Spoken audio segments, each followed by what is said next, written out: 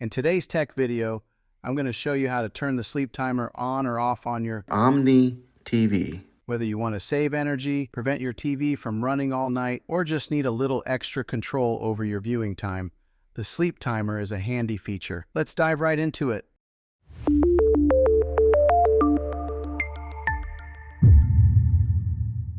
Step 1.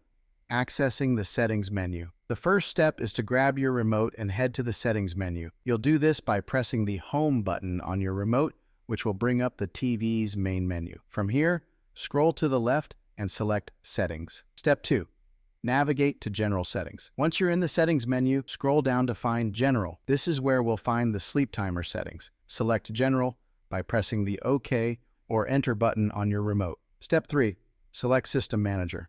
Next, under the General Settings, scroll down to find System Manager. This is where you'll find options for system controls, including the sleep timer. Step 4. Access time settings. Now, in the System Manager menu, look for Time and select it.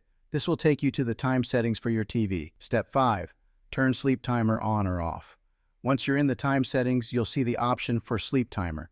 This is where you can either turn it on or off. If you want to enable the sleep timer, simply choose a time interval: 10, 20, 30, 60 minutes, and so on.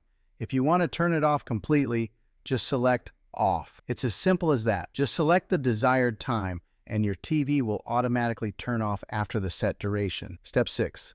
Double-check your settings. Once you've set the sleep timer, make sure to double-check your settings before you exit. You can always come back to this menu if you want to adjust or disable it later. And that's it. You've now successfully turned the sleep timer on or off on your TV. This feature is great if you like to watch TV before bed and don't want it running all night. If this video helped you out, be sure to give it a thumbs up and don't forget to subscribe for more helpful tech tips and how-tos. Thanks for watching, and I'll see you in the next video.